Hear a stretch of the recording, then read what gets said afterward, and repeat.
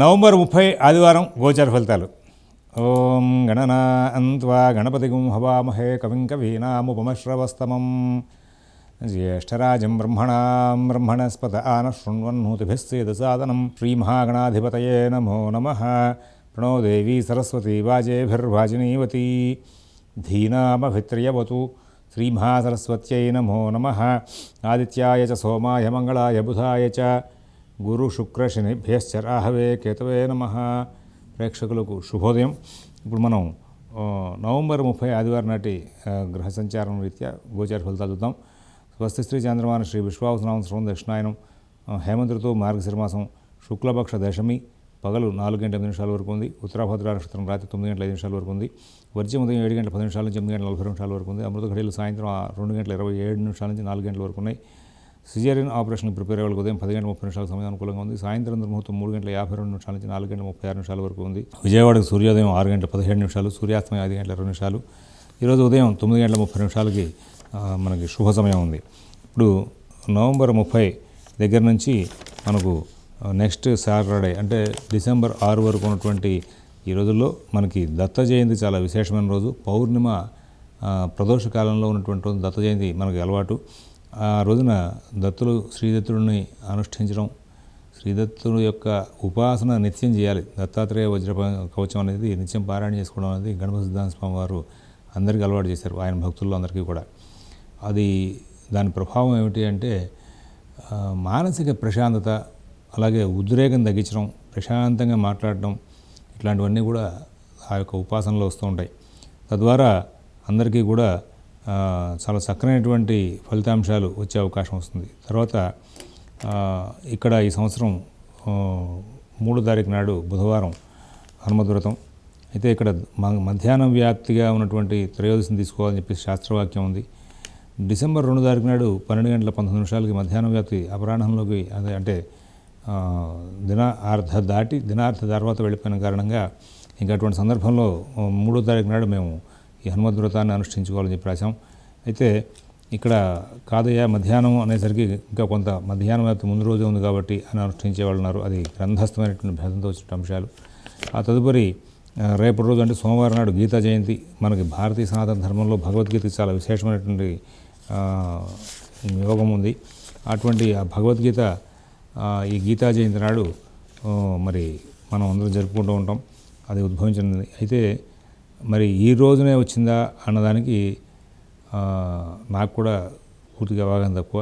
అయితే ఈ గీత ఈ ఏకాదశి రోజు అక్కడ ధృతరాష్ట్రుడికి సంజయుడు ఆ యొక్క భారత యుద్ధంలో జరిగిన అంశాలని భీష్మాచార్యులు పరమపదించిన తర్వాత, అంటే భీష్మాచార్యులు వారు పరమపదించడం కాదు, ఆయన అంపశయ్య మీదకి వెళ్ళిన తర్వాత ఈయన సంజయుడు ఇంకా అక్కడ ఉండలేక ఆ యుద్ధ రంగంలో ఆయనకి దివ్య దృష్టి ఇచ్చారు కదా మొత్తం చూసేటువంటిది. ఆయన అప్పుడు మన ధృతరాష్ట్ర దగ్గరికి వెళ్ళి ధర్మక్షేత్రే కురుక్షేత్రే సమవేత యుత్సవ మామగా పాండవాశ్చైవ కిం అకుర్వత ఏం చేసిరి అని అడిగితే ఈ 10 రోజుల్లో జరిగిన సంఘటన చెప్తూ అప్పుడు ఆయన ఈ భగవద్గీతని అప్పటిదాకా ఆ గీతాచార్యుడు అంటే శ్రీకృష్ణ పరమాత్మ చెప్పినటువంటి అంశం అర్జునుడి దగ్గరే ఉంది, వాళ్ళిద్దరి మధ్యలో ఉంది. అటువంటి దాన్ని ఈ ధృతరాష్ట్రుడికి తెలియజేస్తూ ఆ రోజున బయటికి తీసుకొచ్చారు అనేది చెప్తుంటారు. ఇది కూడా నాకు మొదటి నుంచి కూడా ఇది అవగాహన లోపం. ఎందుకంటే మహాభారతంలో రామానంద సాగర్ గారు ఇచ్చినటువంటి మహాభారతం సీరియల్స్ ఉన్నాయి కదా మనకు చిన్నప్పుడు. ఆ సందర్భంలో వాటిలో చూసినప్పుడు ఈ సంజయుడు ధృతరాష్ట్రుడి దగ్గరే కూర్చుని భారత యుద్ధం మొదటి రోజు జరిగినటువంటి అంశం దగ్గర నుంచి కూడా ప్రస్తావన చేస్తూ అక్కడ ఉన్నటువంటి విషయాలని ప్రతిరోజు 10 రోజుల యుద్ధాన్ని కూడా ఎక్కడికక్కడ పూసుకూర్చున్నట్టుగా ధృతరాష్ట్రుడు చెప్తున్నట్టుగా మనకి టీవీలో చూపించాడు. ఆయన దాని మీద ముందు ఒక వ్యాఖ్యానం చేశారు ఈ రామానంద సాగర్ గారు. రామానంద సాగర్ అనుకుంటా భారతం చేసింది. ఆయన నేను చేసిన రీసెర్చ్లో నాకు ఇది సబబు అనిపించింది. ఆ సంజయుడు ధృతరాష్ట్ర దగ్గర కూర్చొని మొదటి రోజు యుద్ధం దగ్గర కూడా చెప్పాడు అనేటువంటి అంశాన్ని.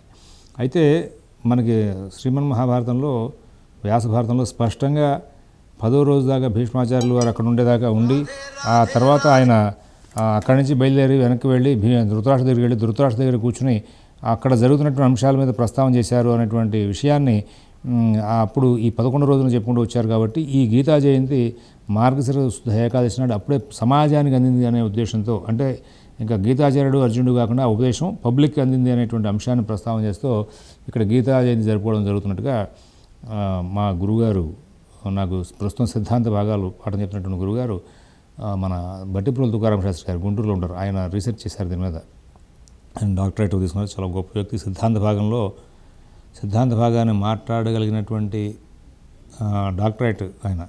అందరూ చాలామంది ఉంటూ ఉంటాయి, కానీ ఖచ్చితమైనటువంటి మాట్లాడగలిగి పెన్ను ఎవరు పెట్టి అంకి వేసి సిద్ధాంతాన్ని చెప్పడం, అంకి వేయడం 2 రకాలు అన్నమాట. అంటే థియరీ ప్రాక్టికల్ 2 ఉన్నటువంటి వ్యక్తి ఆయన. ఒక సందర్భంలో మాకున్న అనుమానాన్ని తీర్చే ప్రయత్నంలో ఆయన చక్కగా సరళమైనటువంటి పరిభాషలో చెప్పుకుంటూ వచ్చారు. చక్కటి పాండిత్యం దాన్ని అనుభవం చేయడం. అయితే మా మానసిక వ్యవస్థలో నేను అప్పుడు అడిగాను, ఏమండి భారతం సీరియల్స్ చూసినప్పుడు ఆయన రీసెర్చ్లో మాకు దొరికినటువంటి అంశం ఇది అనేటువంటి ప్రస్తావన చేస్తూ చూపించుకుంటూ వచ్చాడు కదా. ఆయన రామన్ సాగర్ గారు కూడా చాలా గ్రంథాల విషయాలు ప్రస్తావన చేశారు ఆ సందర్భానికి. సరే, ఇంక దాన్ని మనం ఏదనుకున్నా కానీ ఇది లాజిక్ సరిపోతుంది భారతంలో ఉన్న విషయం. కాబట్టి ఈ రోజున భగవద్గీత కృష్ణ పరమాత్మ అర్జునుడు చెప్పిన సందర్భం కాదు, ఈ రోజున ఆ పురస్కారంగా, అంటే మనకి ఏకాదశిలో కొన్ని పేర్లు ఉంటూ ఉంటాయి. ఘట్టం వెనక్కి జరిగిపోయిన సరే వెంటనే వచ్చిన ఏకాదశికి ఆ పేరు పెట్టడం అనేది కూడా ఒక ఆనవాయితీ ఉంది. అటువంటి నేపథ్యంలో ఇక్కడ భీష్మ ఏకాదశి అనే దానికి కూడా మరి అందుకోసం పేరు ఇట్లాంటి విధంగానే వచ్చిందని చెప్తూ ఉంటారు. సరే, ఇక్కడ ఏదైనా గీతా జయంతి వాళ్ళ ధృతరాష్ట్రుడికి సంజయుడు ఇట్లా భారతంలో అదే కురుక్షేత్రంలో జరిగిందయ్యా అనేటువంటి విషయాలు చెప్పుకుంటూ వచ్చిన సందర్భంలో ఇంకా సమాజాన్ని అందరికీ కూడా అందినటువంటి గొప్పదైనటువంటి రోజు.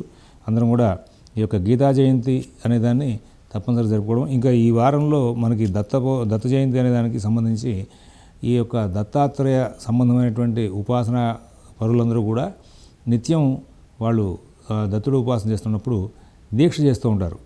కొంతమంది దత్త జయంతికి 40 రోజులు దీక్ష పూర్తయ్యేలాగాను, కొంతమంది దత్త జయంతితో ప్రారంభం చేసి 40 రోజులు దీక్ష పూర్తయ్యేలాగాను వాళ్ళ దీక్షలు వాళ్ళు నడిపిస్తూ ఉంటారు. అందులో భాగంగా ఇప్పుడు ప్రస్తుతం ఈ యొక్క పౌర్ణిమ అనేదానికి మళ్ళీ తిథిభేదంతో కొన్ని గ్రంథాల్లో చతుర్దశి నాడు తీసుకోవాలని, పౌర్ణమి నాడు తీసుకోవాలని గ్రంథభేదంతో ఉన్నాయి. ఏదైనా ప్రదోష కాలంలో ఆయన ఉద్భవించారు పౌర్ణమి నాడు అనేటువంటి ఉద్దేశంలో 4వ తారీఖు నాడు మనం పంచాంగం చేసుకుంటాం. ఇక మీ అందరికీ కూడా ఒక చిన్న విన్నపం, జ్యోతిష్ శాస్త్రం, ముహూర్త భాగం, ప్రశ్న భాగం అవన్నీ కూడా మనం పాఠాలు చెప్పుకునే ప్రయత్నంలో ఈ శ్రీచక్ర ఛానల్లో పాఠాలు ప్రారంభం చేసాం. ధర్మశాస్త్ర విషయాలు, ముహూర్త శాస్త్ర విషయాలు ఇవన్నీ కూడా, వీటినన్నింటినీ కూడా ఇక్కడ శ్రీచక్ర ఛానల్లో సుమారుగా 1300 వీడియోలు దాటినాయి. కొన్ని పురాణాలు కూడా చెప్పాను. విష్ణు పురాణం, మార్కండేయ పురాణం, బ్రహ్మపురాణం, కూర్మ పురాణం, వామన పురాణం అన్నీ కూడా గతంలో చెప్పినవి ఉన్నాయి. సరే, ఈ నేపథ్యంలో సద్వినియోగం చేసుకోండి. ప్రతిదీ కూడా గ్రంథస్థమైన విషయాన్ని చెప్పుకుంటూ వచ్చాం. కొన్ని ధర్మశాస్త్ర గ్రంథాలు ఏ విధంగా చదవాలి, అందులో ఏమున్నాయనే విషయాలను కూడా మనం చెప్పుకుంటూ వచ్చాం. అందరూ కూడా గరుడ పురాణం అంటే కేవలం మృత్యు సంబంధమైన విషయాలు ఉంటారు. ధర్మ సందేహాల్లో ఆ గరుడ పురాణం గురించి కూడా చాలా వివరాలు చెప్పుకుంటూ వచ్చాను. గోచార ఫలితాలు చెప్పే విషయం, పంచాంగ గణితాలు చేసే విధానం ఇవన్నీ కూడా ఇందులో చెప్పుకుంటూ వచ్చాను. నేను మీ అందరికీ కూడా ఇక్కడ రహస్యాలు దాచుకోకుండా ఆ ఛానల్ ద్వారా అనేకమైన పాఠాలను మీకు అందిస్తున్నాను. దయచేసి మీరందరూ కూడా సద్వినియోగం చేసుకోండి. వాస్తు సంబంధమైన విషయాల్లో చాలామంది మధ్యకాలంలో వాస్తు ప్రశ్నలు ఎక్కువ వేస్తున్నారు. ధర్మ సందేహాలు సీక్వెన్స్ బాగా ఎక్కువ వస్తుంది వాస్తు మీదే. ఇప్పుడు కూడా ఇంకా 10 ప్రశ్నలు వాస్తు మీద దాగి ఉన్నాయి. నేను మహర్షి ప్రోక్తమైనటువంటి వాస్తుశాస్త్రం ఎట్లా ఉంది, అమలు ఎట్లా జరుగుతుంది అనే విషయాలను కూడా ప్రస్తావన చేసుకుంటూ ఆ భేదాలను అన్నింటినీ కూడా అక్కడ ఉటంకిస్తూ తీసుకొస్తున్నాను.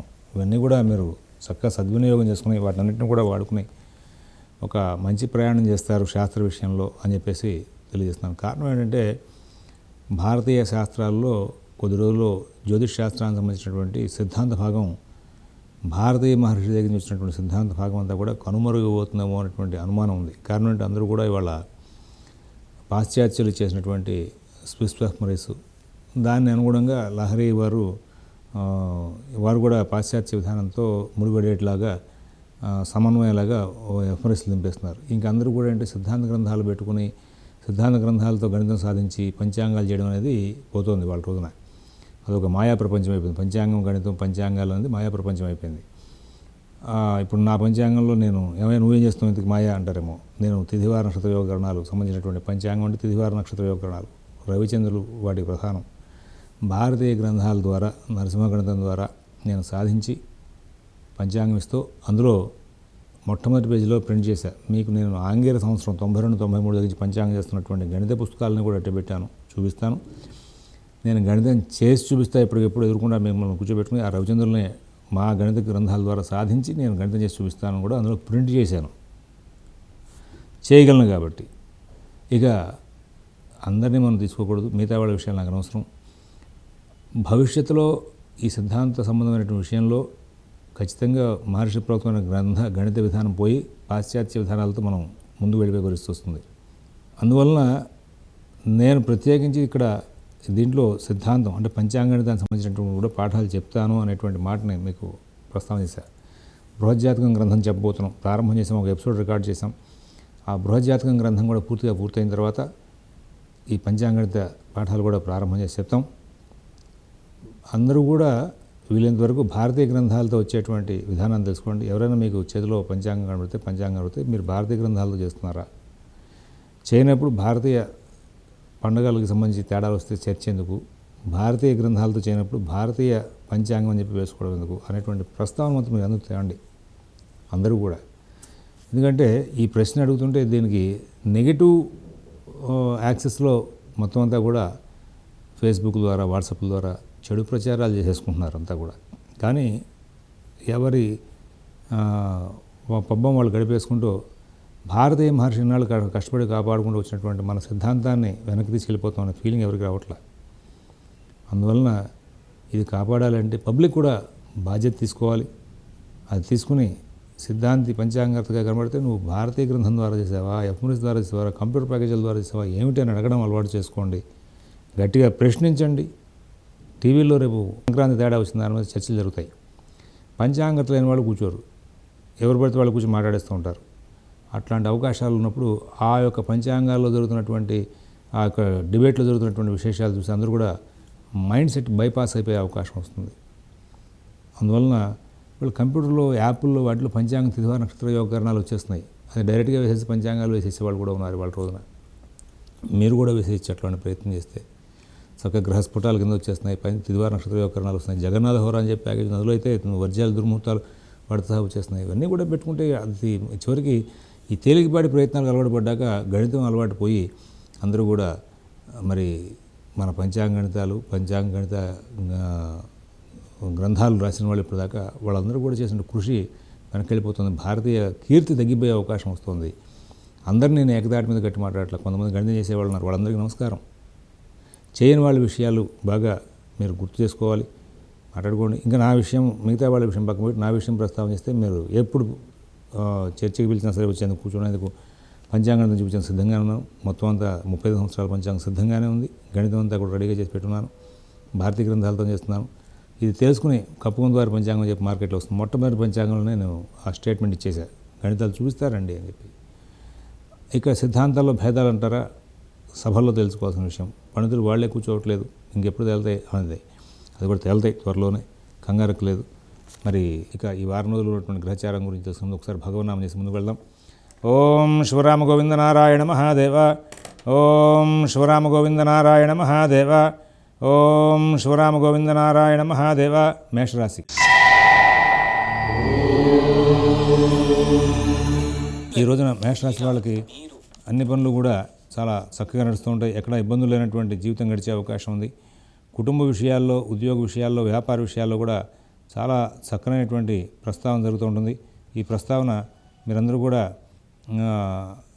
మీ యొక్క సమస్యల్ని మీ యొక్క కుటుంబ సభ్యులతో కానీ మీ యొక్క స్నేహితులతో కానీ తీసుకుని ఉద్యోగ వ్యాపార విషయాల్లో ఉన్న సమస్యలను పరిష్కరించుకునే దిశగా ప్రయాణం చేస్తారు. అయితే ఇక్కడ మీకు సంబంధించినటువంటి పనులేవి కూడా సానుకూలంగా నడిచే అవకాశం ఉండదు. కానీ మీ శ్రమ, మీ విధానం అంతా కూడా మీరు చాలా చక్కగా ఆలోచన తీరుతో ప్రదర్శిస్తూ ముందుకు వెళ్ళి వాటినంటినీ కూడా సానుకూలం చేసిన దిశగా ప్రయాణం చేస్తారు. కుటుంబ విషయాల్లో, ఉద్యోగ వ్యాపార విషయాల్లో, ఆర్థిక ఆరోగ్య విషయాల్లో చాలా మంచి ఫలితాలు వచ్చేలాగా మీ యొక్క ప్రయత్నం జరుగుతూ ఉంటుంది. రవి కుజులు ఇద్దరు కూడా అష్టమంలో సంచారం చేస్తూ ఉన్న కారణంగా ఈ వారం రోజులు కూడా, రాబోయే వారం రోజులు కూడా ఎన్నో రకాలుగా ఆటంకాలు వచ్చే అవకాశం వస్తుంది. కుటుంబ విషయాలు, ఉద్యోగ విషయాలు, వ్యాపార విషయాలు, విదేశీ నివాస ప్రయత్నాలు, స్థిరాస్తి కొనుగోలు ప్రయత్నాలు, కోర్టు వ్యవహారాలు అన్నింటిలోనూ కూడా చాలా చక్కనైనటువంటి పరిశ్రమ జరిగే అవకాశం ఉంది. ఈ వారంలో ఫలితాలు అన్నీ ఫైనల్ అవ్వకపోవచ్చు, కానీ శ్రమ జరుగుతూ ఉంటుంది. శ్రమ తగిన ఫలితం మనకి తర్వాతైనా వస్తుందిలే అనేటువంటి భావన ఏర్పడుతుంది. ఇక్కడ కొన్ని సందర్భాల్లో బుద్ధి కుశలత ప్రదర్శిస్తారు, కొన్ని సందర్భాల్లో బాగా టెన్షన్స్కి దగ్గరే అవకాశం వస్తుంది. నూతన ఉద్యోగ వ్యాపార విషయాలు, విదేశీ నివాస ప్రయత్నాలు, స్థిరాస్తి కొనుగోలు ప్రయత్నాలు, కోర్టు వ్యవహారాల్లో కూడా మీ పనులు కొంచెం వేగమై పనులు సానుకూలమయ్యే రీతిగా కనబడుతోంది. మరి ఈ వారంలో నూతన ప్రయత్నాలన్నింటికీ కూడా మీరు శ్రీకారం చుట్టడం కంటే ఈ సమయంలో మీరు గతంలో ఉన్నటువంటి ఫలితాంశాలకి ఎక్కువగా దృష్టి కేంద్రీకరణ చేసి గతంలో ఉన్న సమస్యలను పరిష్కరించుకునే దిశగా ముందుకు వెళ్తే బాగుంటుంది. అశ్విని నక్షత్రం వాళ్ళకి ఉద్యోగ వ్యాపార విషయాల్లో సత్ఫలితాలు ఉంటాయి. భరణి నక్షత్రం వాళ్ళకి కుటుంబ విషయాల్లో ఉన్నటువంటి సమస్యలకి పరిష్కారం లభిస్తుంది. కృతిగా ఒకటో పదం వాళ్ళు వాళ్ళ కార్యక్రమాలను చాలా చక్కగా సానుకూలంగా మరల్చుకుంటూ ముందుకు వెళ్ళే అవకాశం వస్తుంది. ఈ వారంలో ఈ రవికుజుల యొక్క గ్రహచారం మీకు అనుకూలమైతే ఇంకా సత్ఫలితాలు వచ్చే అవకాశం వస్తుంది. ఆ నిమిత్తంగా మీరు తప్పనిసరిగా ఏం చేస్తారంటే మీ దేవాలయాలు దగ్గరలో దేవాలయానికి వెళ్ళి సుబ్రహ్మణ్య స్వామి చోట శివాలయాల్లో 11 ప్రదక్షిణాలు చేయడం, కుదరదు అనుకుంటే కనుక సుబ్రహ్మణ్య స్తోత్రాలు పారాయణ చేయడం, ప్రాతకాలంలో ఆదిత్య హృదయం పారాయణ చేసుకోవడం చాలా ఉత్తమం అని చెప్పేసి సూచిస్తున్నాం. తర్వాత వృషభ రాశి.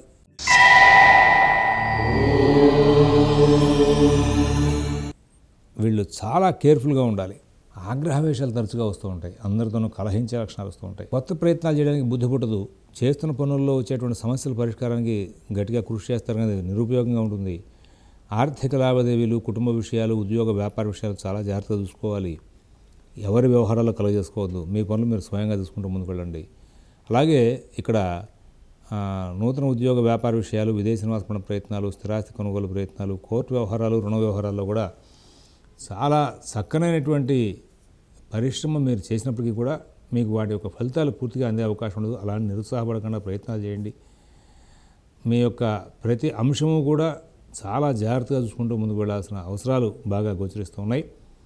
తదుపరి ఇక్కడ ఈ రాశి వాళ్ళకి స్థిరాస్తి కొనుగోలు ప్రయత్నాలు, కోర్టు వ్యవహారాలు, రుణ వ్యవహారాలు కూడా చాలా జాగ్రత్తగా ఉండవలసిన అవసరం ఉందని చెప్పి సూచిస్తున్నాం. తర్వాత కృతిగా 2, 3, 4 పదాల వాళ్ళు ఉద్యోగ వ్యాపార విషయాల్లో కొంచెం ఇబ్బంది పడే అవకాశం వస్తుంది. రోహిణి నక్షత్రం వాళ్ళకి ఎక్కడ ఇబ్బందులు లేనటువంటి మంచి జీవితం గడిపే అవకాశం వస్తుంది. మృగశిర 1, 2 పదాల వాళ్ళకి ఇవాళ అన్ని కార్యక్రమాలు కూడా సానుకూలంగా నడుస్తాయి. ఉద్యోగ వ్యాపార విషయాలు బాగుంటాయి, ఆర్థిక ఆరోగ్య విషయాలు బాగుంటాయి. ఎటువంటి సమస్య లేనటువంటి జీవితాన్ని గడిపే అవకాశం వస్తుంది. మిథున రాశి.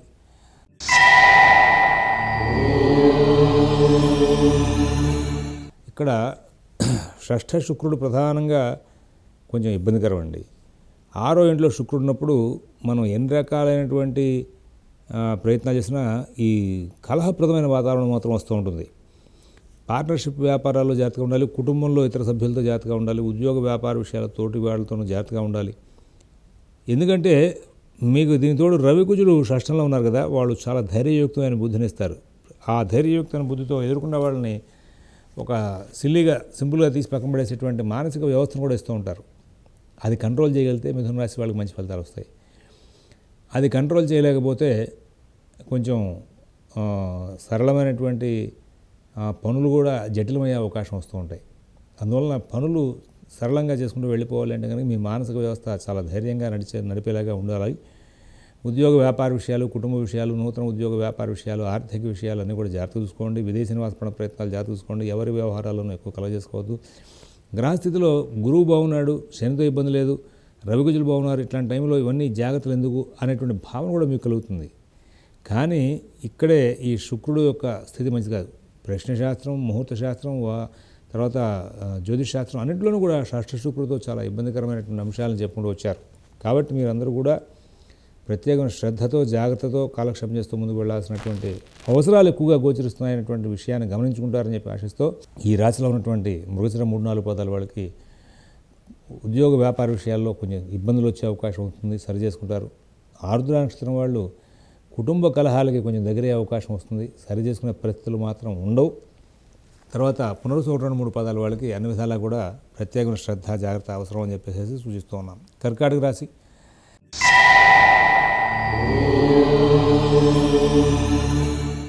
ఈ కర్కాటక రాశి వాళ్ళు ఈ వారం రోజులు కూడా చాలా తెలివిగా, ఓర్పుగా వ్యవహరిస్తూ ముందుకు వెళ్తారు.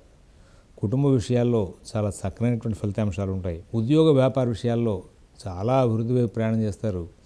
అలాగే నూతన ఉద్యోగ వ్యాపార ప్రయత్నాలు చాలా చక్కగా నడుస్తూ ఉంటాయి. పాత రుణాలు కొత్త రుణాలు కూడా చాలా చక్కగా హ్యాండిల్ చేసే అవకాశం వస్తుంది. ఖర్చులు నియంత్రించే అవకాశం వస్తుంది. ఆరోగ్యం మీద ప్రత్యేకమైన జాగ్రత్త తీసుకునే అవకాశం వస్తుంది. ఇబ్బందులు రాకుండా దూరంగా ఉంటూ మనం చాలా జాగ్రత్తగా ఉండాలంటే ప్రయత్నంలో మీరు చేసేటువంటి ప్రతి పని కూడా సక్సెస్ఫుల్గా నడిచే అవకాశం వస్తుంది.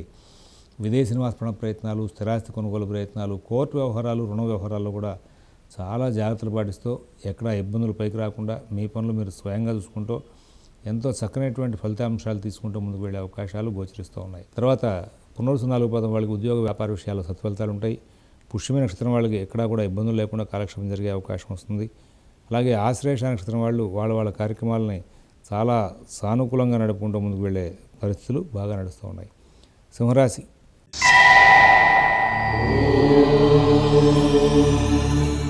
ఈ సింహరాశి వాళ్ళు ఆర్థిక లావాదేవీలు బాగా నడుపుకుంటారు. కుటుంబ విషయాల్లో మంచి ఫలితాలు తీసుకునే అవకాశం వస్తుంది. చాలా ఒత్తిడితో కూడుకున్నటువంటి పనులు నడుస్తూ ఉంటాయి ప్రతి పనుల్లోనూ కూడా.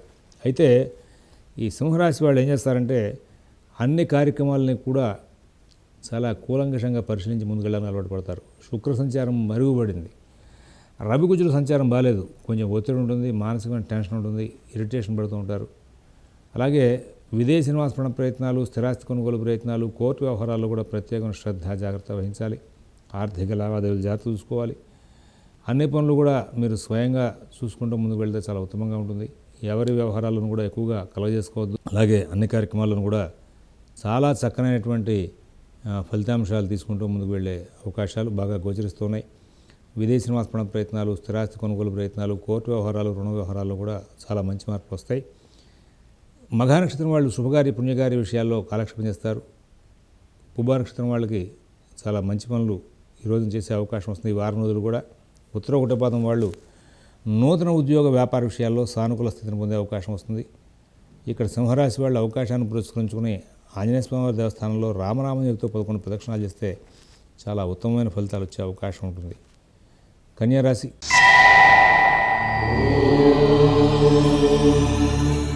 గ్రహచారంలో చాలా మంచి మార్పులు ఉన్నాయి. చాలా ధైర్యంగా ఉంటారు. చాలా మంచి చేంజెస్ వస్తాయి లైఫ్లో.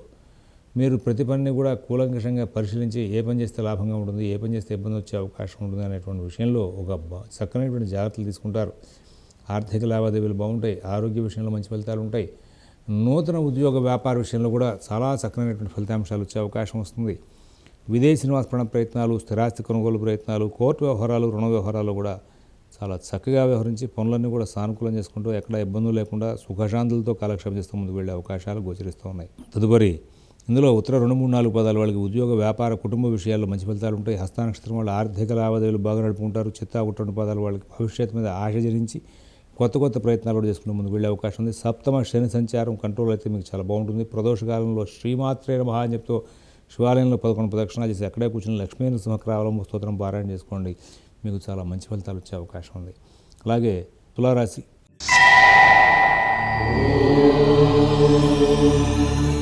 ఆర్థిక కుటుంబ ఉద్యోగ విషయాల్లో మంచి ఫలితాలు ఉంటాయి. విదేశీ నివాస ప్రయత్నాలు, స్థిరాస్తి కొనుగోలు ప్రయత్నాలు, కోర్టు వ్యవహారాల్లో కూడా మంచి ఫలితాలు ఉంటాయి. చాలా గొప్పదైనటువంటి గ్రహచారం మార్పులు తీసుకుని మంచి మార్పులు వస్తున్నాయి. ఇప్పుడు మీరు కోపావేశాలు కంట్రోల్ చేసుకుని సమస్యల్ని బాగా కూలంకషంగా అధ్యయనం చేసి ఏ పని ఎప్పుడు చేయాలి, ఎలా చేస్తే బాగుంటుందనే విషయం మీద సన్నిహితులతో చర్చలు చేసి ముందుకు వెళ్తే చాలా విజయాలు సాధించే అవకాశం ఉంది.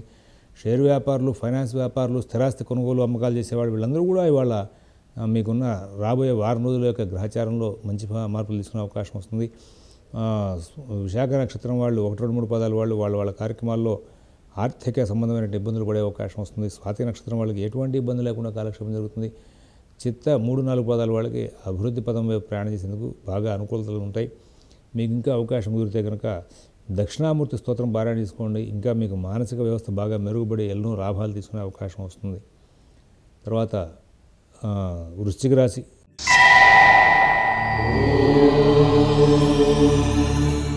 బహు జాగ్రత్తగా ఉండవలసిన కాలం. శుక్ర గురువులు బాగున్నారు. జాగ్రత్తలు తీసుకుంటే కనుక జాగ్రత్తలు తీసుకునే బుద్ధి కూడా కలుగుతుంది మీకు. జాగ్రత్తలు తీసుకుంటే ఆరోగ్య విషయంలో ఇబ్బందులు ఉండవు, ఆర్థిక విషయాల్లో ఇబ్బందులు ఉండవు, కుటుంబ విషయాల్లో ఇబ్బందులు ఉండవు, నూతన ఉద్యోగ వ్యాపార విషయాల్లో ఇబ్బందులు ఉండవు, విదేశీ నివాస ప్రయత్నాలు, స్థిరాస్తి కొనుగోలు ప్రయత్నాలు, కోర్టు వ్యవహారాలు, రుణ వ్యవహారాలు బాగా నడుస్తూ ఉంటాయి. అన్ని పనులు కూడా చాలా చక్కగా నడుస్తూ ఉంటాయి. మంచి జీవనం చేస్తారు, మంచి ఫలితాలు తీసుకుంటారు. ఉద్యోగ వ్యాపార విషయాల్లో, ఆర్థిక ఆరోగ్య విషయాల్లోని కూడా చాలా చక్కటి ఫలితాలు తీసుకుంటూ ముందుకు వెళ్ళే అవకాశం వస్తుంది. ఎటువంటి ఇబ్బందులు లేకుండా సుఖశాంతులతో కాలక్షేపం చేస్తూ మంచి జీవితం గడిపే అవకాశం వస్తుంది. ఇక్కడ జాగ్రత్తలు తీసుకోని వాళ్ళకి ఇబ్బందులు పడే అవకాశం వస్తుంది. రవి కుజులేమో జాగ్రత్తలు తీసుకోకుండా ఉండేది కూడా బుద్ధిని పుట్టిస్తారు. ఇక్కడ గురు శుక్రులేమో జాగ్రత్తలు తీసుకునే అవకాశం ఇస్తూ ఉంటారు. ఈ నేపథ్యంలో ఈ వృశ్చిక రాశిలో వాళ్ళు ఎవరు జాగ్రత్త పడతారో వాళ్ళు సుఖపడే అవకాశం ఉంది. అజాగ్రత్తగా ఉన్న వాళ్ళే ఇబ్బంది పడే అవకాశం వస్తుంది. మిత భాషణ, ఓర్పు, నేర్పు ప్రదర్శించండి. వ్యవహారాలు సానుకూలం చేసుకోండి. విశాఖ 4వ పాదం వాళ్ళకి ఉద్యోగ వ్యాపార విషయాల్లో, పుణ్య కార్యక్రమాల విషయాల్లో మంచి ఫలితాలు ఉంటాయి. అనురాధ నక్షత్రం వాళ్ళు అన్ని విషయాలను కూడా జాగ్రత్త పడాలి. జ్యేష్ఠ నక్షత్రం వాళ్ళకి చిన్న చిన్న చికాకులు తరచుగా వచ్చే అవకాశం గోచరిస్తూ ఉంది. ఈ వారం అంతా కూడా మీరు అవకాశాన్ని పురస్కరించుకుని మీరు ప్రాతకాలంలో ఆదిత్య హృదయం, సుబ్రహ్మణ్యాష్టకం పారాయణ చేసుకోమని చెప్పేసి సూచిస్తూ ఉన్నాను. ధనురాశి.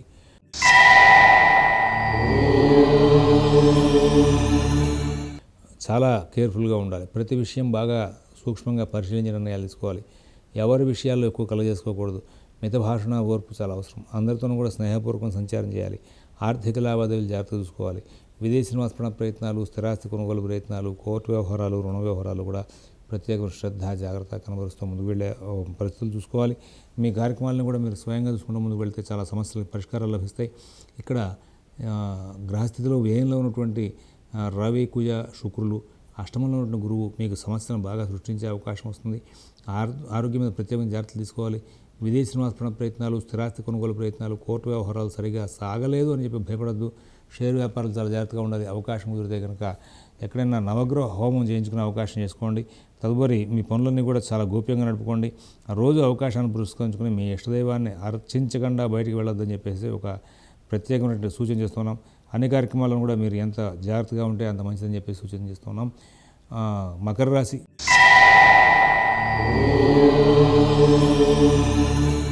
గ్రహచారం చాలా గొప్పగా ఉంది. రాబోయే కాలంలో వ్యయంలోకి రవికుజులు రాబోతున్నారు. మీరు ఏదైనా పెద్ద ప్రాజెక్ట్ చేయదలుచుకుంటే త్వరగా దానికి సంబంధించిన పనులు పూర్తి చేసుకోండి. గత సమస్యలు ఏవైనా ఉంటే ఈ వారంలో వాటిని పరిష్కరించుకునే దిశగా కృషి ఎక్కువగా చేయండి. తద్వారా గ్రహచారం బాగుంది కాబట్టి సద్వినియోగం చేసుకోవచ్చు. ఆర్థిక, ఆరోగ్య, కుటుంబ, ఉద్యోగ, వ్యాపార విషయాలన్నింటిలో కూడా మంచి ఫలితాలు ఉంటాయి. ఉద్యోగంలో ప్రమోషన్ కావాలన్నా, మార్పు తీసుకోవాలన్నా, స్థానచలనం తీసుకోవాలన్నా ఇప్పుడున్నటువంటి గ్రహచారం చాలా అనుకూలంగా ఉంది. నూతన ఉద్యోగ, వ్యాపార విషయాలు, విదేశీ నివాస ప్రయత్నాలు, స్థిరాస్తి కొనుగోలు ప్రయత్నాలు, కోర్టు వ్యవహారాలన్నింటిలోనూ కూడా చాలా అద్భుతమైనటువంటి పరిణామాలు చోటు చేసుకుంటాయి. మంచి జీవనం సాగిస్తారు. మంచి ఫలితాలతో ముందుకు వెళ్ళే అవకాశం వస్తుంది.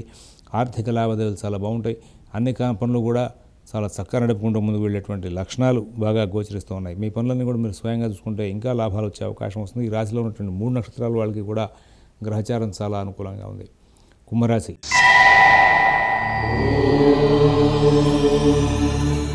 ఏలినాటి శని నడుస్తుంది. రాహుకేతులు బాల, కానీ గురువు కూడా ఇప్పుడు బాలేదు. అయినప్పటికీ కూడా బుధ, శుక్ర, రవి, కుజ, చంద్రుల యొక్క సంచారం, 5 గ్రహాల యొక్క సంచారం ఈ వారం రోజులు బాగుంది కాబట్టి శుభ పరిణామాలు చోటు చేసుకునే అవకాశం వస్తుంది. మంచి ఫలితాలు వచ్చే అవకాశం వస్తుంది. ఆర్థిక, ఆరోగ్య విషయాల్లో మంచి ఫలితాలు వచ్చే అవకాశం వస్తుంది. విదేశీ నివాస ప్రయత్నాలు, స్థిరాస్తి కొనుగోలు ప్రయత్నాలు, కోర్టు వ్యవహారాలు, రుణ వ్యవహారాలు కూడా మంచి ఫలితాలు తీసుకుంటారు. అభివృద్ధి వైపు ప్రయాణం చేస్తారు. ఎక్కడ ఇబ్బందులు లేకుండా మనకి మంచి ఫలితాలు వచ్చే అవకాశం వస్తుంది. మంచి జీవనం సాగించే అవకాశం వస్తుంది.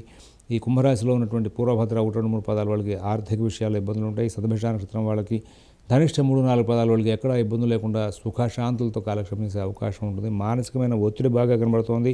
అవకాశం కుదిరితే కనుక శక్తి స్తోత్రాలు అంటే అమ్మవారికి సంబంధించిన స్తోత్రాలు ఏదైనా బాగా ఎక్కువగా పారాయణ చేసుకోండి. దకార దుర్గా సహస్రనామం రోజు పారాయణ చేయడానికి అలవాటు పడితే రాహు యొక్క కంట్రోల్ జరుగుతుంది. ప్రదోష కాలంలో లక్ష్మీ నృసింహ కరావలంబ స్తోత్రం పారాయణ చేయండి. మంచి ఫలితాలు ఉంటాయి. మీనరాశి.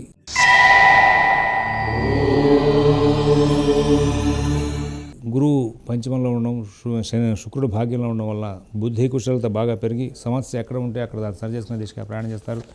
ఉద్యోగ, వ్యాపార విషయాల్లో సత్ఫలితాలు ఉంటాయి. ఆర్థిక, ఆరోగ్య విషయాల్లో కూడా మంచి ఫలితాలు ఉంటాయి. విదేశీ నివాస ప్రయత్నాలు, స్థిరాస్తి కొనుగోలు ప్రయత్నాలు, కోర్టు వ్యవహారాలు, రుణ వ్యవహారాలు కూడా మంచి ఫలితాలు ఉంటాయి. కొంచెం మానసికమైన ఒత్తిడికి బాగా దగ్గరయ్యే అవకాశం వస్తుంది. వాటన్నిటిని కూడా మరి చాలా జాగ్రత్తగా సరి చేసుకుంటూ ముందుకు వెళ్ళి సుఖశాంతులు పొందే అవకాశం వస్తుంది. పూర్వభద్ర 4 పదం వాళ్ళకి ఉద్యోగ, వ్యాపార విషయాలు చికాకులు ఉంటాయి. ఉత్తరభద్ర నక్షత్రం వాళ్ళకి, రేవతి నక్షత్రం వాళ్ళకి ఈ రోజున ఏ పని చేసినా కానీ ఆ పనుల్లో ధన వ్యయం, ఆర్థిక సంబంధమైన ఇబ్బందులు వచ్చే అవకాశం వస్తుంది. అవకాశాన్ని పురస్కరించుకుని ఆంజనేయ స్వామివారి దేవస్థానంలో చక్కగా రోజు 11 సార్లు రామనామం చెప్తూ 11 ప్రదక్షిణాలు చేయండి. తద్వారా మీకు మంచి ఫలితాలు పెరిగే అవకాశం ఉంది. స్వస్తి ప్రజాభ్యః పరిపాలయంతాం న్యాయేన మార్గేణ మహీన్మహీషాః. గోబ్రాహ్మణేభ్యః శుభమస్తు నిత్యం. లోకాః సమస్తాః సుఖినో భవంతు. ఓం దత్సతు.